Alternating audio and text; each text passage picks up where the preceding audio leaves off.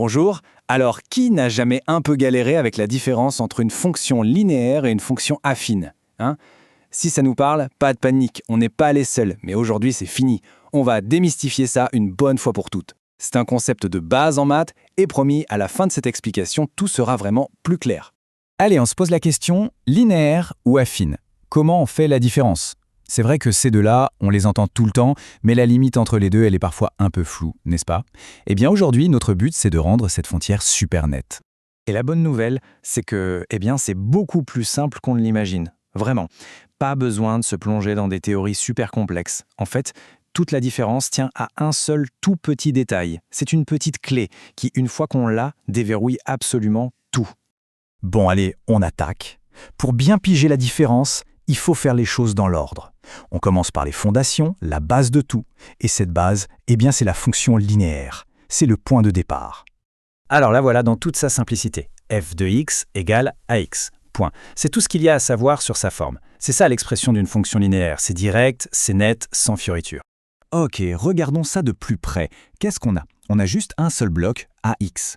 Le a, c'est ce qu'on appelle le coefficient. En gros, c'est un nombre qui vient multiplier notre variable x. Mais le truc vraiment crucial à comprendre, c'est que ça représente une situation de proportionnalité directe. Qu'est-ce que ça veut dire? C'est simple. Si x double, alors f de x double aussi. Si x triple, f de x triple. C'est une relation super directe, mécanique. Voilà, notre base est solide, on a bien compris la fonction linéaire. Maintenant, on peut ajouter un étage. On va voir comment, à partir de cette base toute simple, on arrive à ça, disons sa grande sœur, la fonction affine. Et là voilà, la fonction affine. Sa formule, c'est f de x égale ax plus b. On reconnaît tout de suite notre ax de tout à l'heure, n'est-ce pas? Il est toujours là. Mais il y a un petit nouveau qui s'est invité à la fête, ce fameux plus b. En gros, la recette est hyper simple. On prend notre partie linéaire, l'axe, celle qui gère la proportionnalité, et hop, on lui ajoute ou on lui soustrait un nombre constant, notre b. Et c'est justement ce petit ajout, ce petit décalage qui fait toute la différence. Ça y est, on y est. Le grand secret. La clé qui explique tout, la voilà. C'est le b. C'est ce b et uniquement lui qui va nous servir de détecteur. C'est grâce à lui qu'on va pouvoir faire la différence entre les deux, les yeux fermés. Pour que ce soit bien clair, regardons un exemple. D'un côté, on a f de x égale 2x. Ça, c'est une fonction linéaire pure et dure. De l'autre côté, on a f de x égale 2x plus 1. Qu'est-ce qu'on a fait? On a juste rajouté ce plus 1 qui est notre b.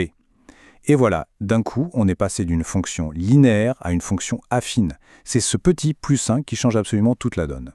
Donc on est vraiment au cœur du réacteur là. La seule, unique chose qui compte, c'est de savoir si ce b est là ou pas. C'est ce qu'on appelle aussi l'ordonnée à l'origine d'ailleurs. Pensez-y comme à un interrupteur. Si le b est là, on est en mode affine. S'il n'y a pas de b, on bascule en mode linéaire. C'est aussi simple que ça. Et là, attention, c'est peut-être l'idée la plus importante de toutes. En fait, une fonction linéaire, c'est juste un cas particulier de fonction affine. C'est tout. C'est une fonction affine qui a une petite particularité, son b est égal à 0. Si on prend f de x égale ax plus b et que b vaut 0, il nous reste f de x égale ax. L'affine s'est transformée en linéaire. Allez, on refait le chemin ensemble, pas à pas. On part de notre fonction linéaire de base, d'accord? C'est f de x égale 2x. Ça, c'est notre point de départ. Ensuite, deuxième étape, on vient lui ajouter une constante. Ici, on ajoute plus 1. Et enfin, troisième étape, qu'est-ce qu'on obtient? F de x égale 2x plus 1, une fonction affine. On voit bien la construction, c'est logique, c'est un ajout. Ok, on a vu pas mal de choses. Maintenant, on va résumer tout ça pour que ça rentre bien. Comment faire pour que ce soit un réflexe et ne plus jamais se tromper? C'est l'heure du grand récapitulatif. Alors, mettons tout ça face à face. D'abord, la formule. Pour la linéaire, c'est simple, f de x égale ax. Pour l'affine, on ajoute le b, donc f de x égale ax plus b.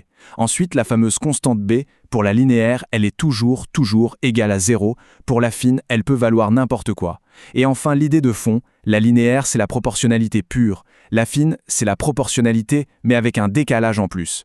Donc, pour résumer, s'il n'y avait qu'une seule chose à retenir de tout ça, ce serait ça. Le réflexe à avoir, c'est de chercher le plus b. Quand on voit une fonction, on se pose la question, est-ce qu'il y a un nombre tout seul ajouté au soustrait après le terme en x? Si oui, c'est affine. Sinon, c'est linéaire. C'est vraiment le test ultime, ça marche à tous les coups.